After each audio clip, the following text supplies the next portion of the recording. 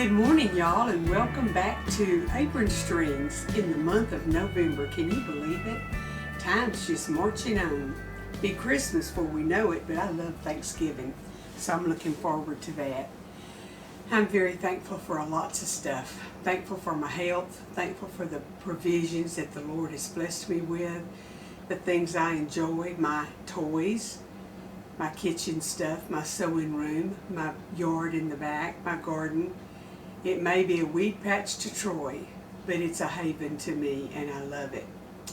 No, he doesn't like my backyard, but I do. So that's the three things that every day I give the Lord thanks for, of material stuff, and I'm so thankful for salvation.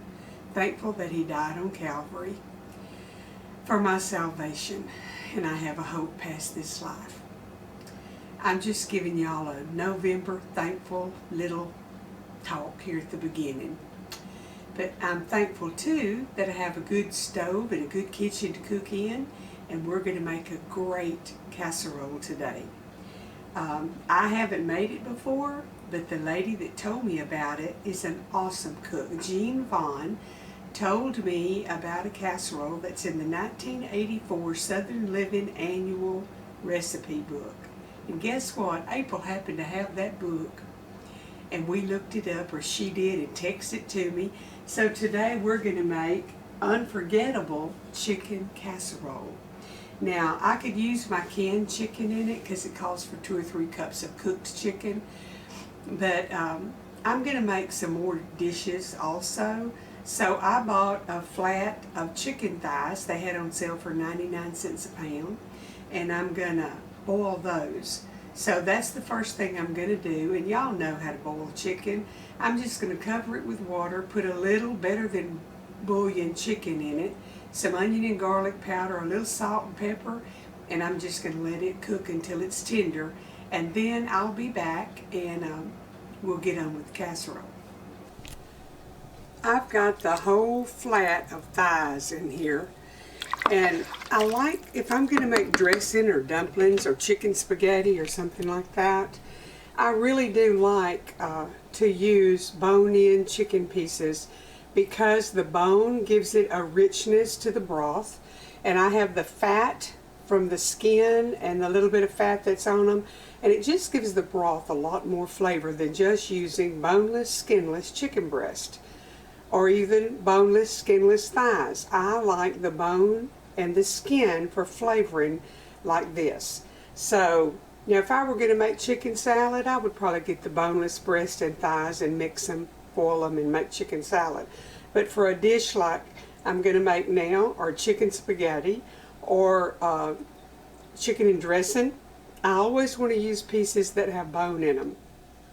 That's just my preference. Okay, my chicken's done. I boiled it for 40 minutes and checked it with a thermometer. So I have got a few pieces out over here to cool. I'm going to let them get cool enough to debone them. I've already prepped some of the stuff that goes in it. You need 2 cups of chopped celery.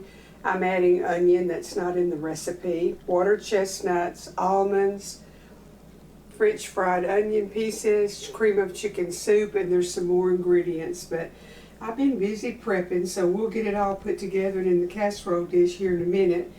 You can either serve it over rice or noodles, and I'm going to choose noodles today. Okay, y'all, I got my 9x13 baking pan, and I sprayed it with Pam just to be sure that that don't stick. So I've got my 2 cups of chopped celery, and they said to chop it fine. And then I'm adding about 3/4 cup of a chopped sweet onion because I like onion and stuff. A little can of water chestnuts, and it's like it says 8 ounces. About 1/2 cup of, it said slivered almonds.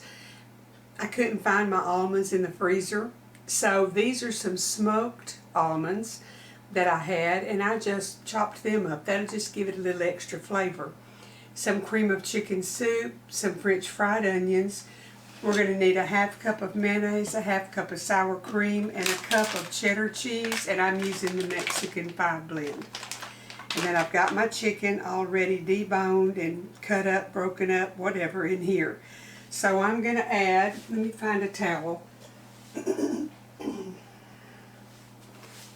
Right now I'm going to go ahead and just put in my mayonnaise and sour cream. And you can drain that hooch or whatever you want to call it off that gets in your sour cream when it's been in the icebox a little bit.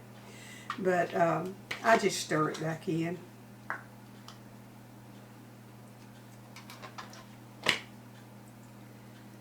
One half cup.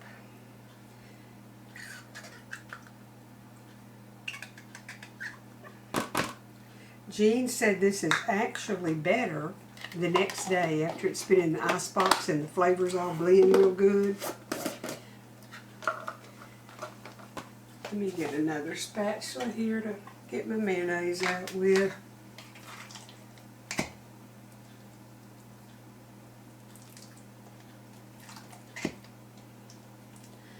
Oh well, that's heaping, but I'm not going to scoot it back in there.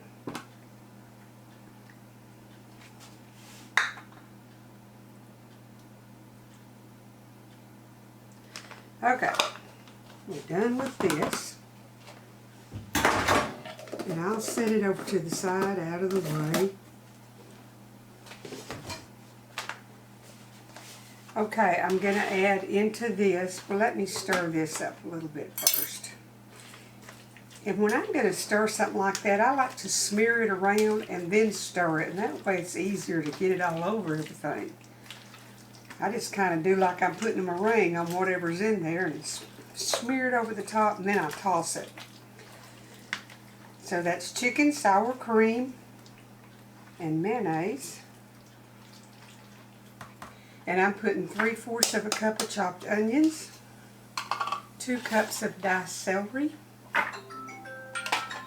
The oven's hot. This is just sliced water chestnuts. You know, I think I'm going to get my scissors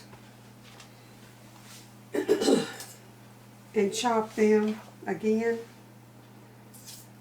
Just kind of in half where they won't be so big. Because everybody at my house, I don't even know if everybody will eat or not. They may not be hungry. That's the norm around here. But I'll have them smaller. I like the crunch of the water chestnuts and stuff.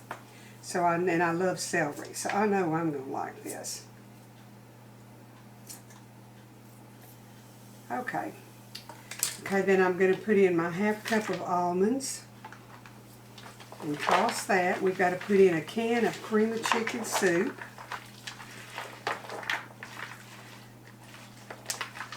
And this is the time of year when they put the cream of soups on sale. I know some of y'all don't use them, but I do.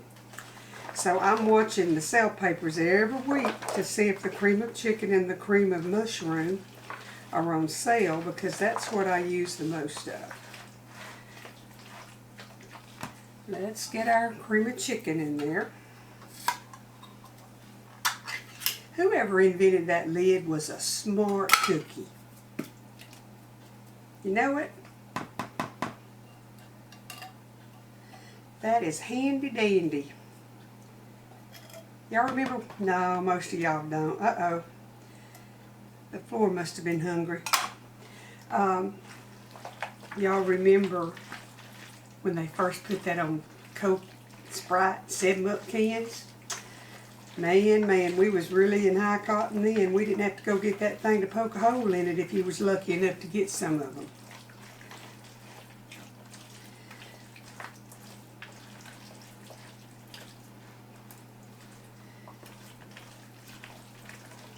Okay, now I'm going to stir in about a cup of cheese. And like I said, it calls for cheddar. But really, my favorite is this Mexican blend, and I use it most of the time. I just got a call or a text, and they said that gates behind their house down the road had been broken down last night that we might want to check. See if we had anything missing. Y'all don't like thieves. Don't like them at all. So I'm just going to have to check it out and make sure none of our stuff's missing.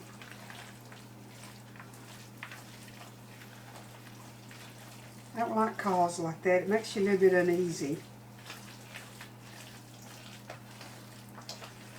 But you know what? As times get harder and the cost of living goes up and people don't have the money to live, the dishonest people are going to do whatever they have to make it, so you better nail your stuff down or it'll come up missing.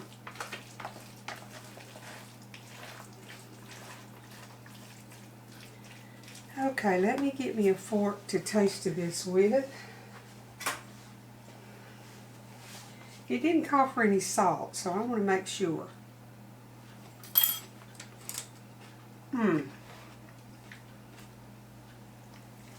That's good. Y'all, that would make an awesome chicken salad. Just saying. Okay, so what I'm going to do now is, let me wash my hands. Here I am scratching my nose.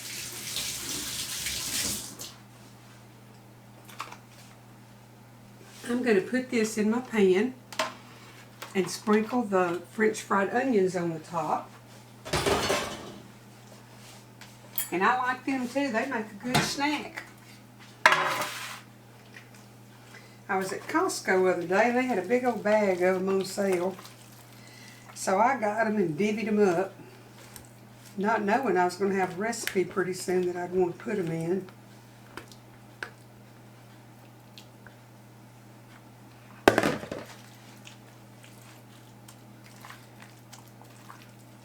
Now you don't have to serve this over anything. You can just serve it, I guess, kind of like chicken and dressing. Only it's not chicken and dressing, don't have any cornbread in it.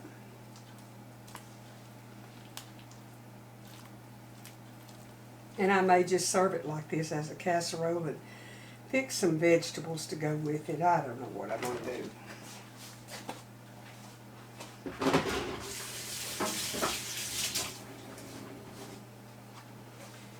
Okay, let's get our onions on the top.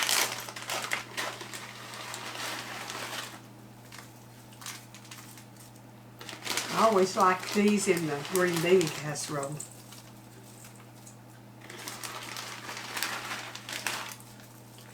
I might not have had the right amount in here. This is what was left over when I was sealing them up, so I'm going to get just a few more. They're right over here on the cabinet. Just a minute. I just put some of them in this jar that's I can seal. Makes it easy to get to. Because I like that crunch again. I like crunch, so I'm probably putting more than it called for, but that's okay. It's mine. I can do that. And that's not the Durkee's brand. That's Kirkland's brand, and they taste good because I done snacked on some of them. Sometimes I get used to, I get hung up on brands, but I have found that a lot of the brands that we think are knockoffs are made by the name brand that we usually buy. Now, this isn't in the recipe, but I'm just going to add a little bit of cheese to bind those onions on the top. And I'm going to put it in the 350-degree oven for about, let me see what my boss is telling me here, about 40 minutes. And then I'll be back to show y'all what it looks like and we'll dish some of it up. Then I might have decided by then what I'm going to serve with it, but this is the main thing. So I'll be back in about 40 minutes if I don't think of something I want to say before. Okay, y'all, I got it out of the oven and it's bubbly. And I'm sure it smells good, but y'all know I still can't smell. The only thing I've been able to smell in way over a year since I had COVID, is it 2 years? I don't know. I can smell my sourdough starter a little bit when I open it up.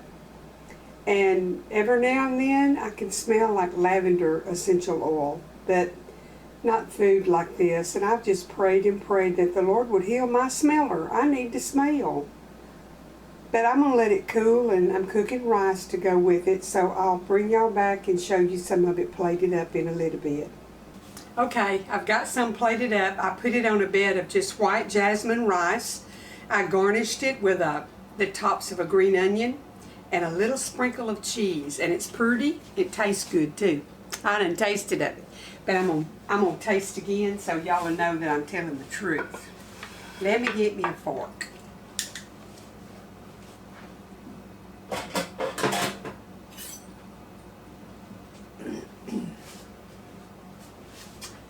Okay, I got some cabbage here, wilting down. I don't like it mushy, but I like it to have a little crunch left in it. Okay, let's see what this tastes like. I'm going to tell you what I like about it is the almonds and the what are chestnuts, because I like that crunch. Give me a bite of chicken to go with it.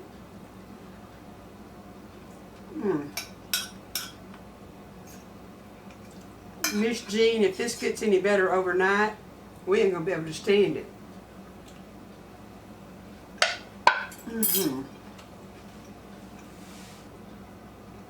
Well, that's another keeper for me. First time making it, recommended by my friend Jean Voan, and it's delicious. She got it out of the 1984 Southern Living Annual Recipe Cookbook, and it is delicious. So there's y'all another casserole. I'm gonna tell you, that tastes like Thanksgiving to me. Maybe it's the celery in it. I don't know, but it's good. It's a good alternative for chicken and dressing. If y'all don't really like chicken and dressing, that's delicious. Man, I'm glad I got that recipe. Hope y'all will try it, make you some. I'm gonna tell y'all something. Let me get my tea.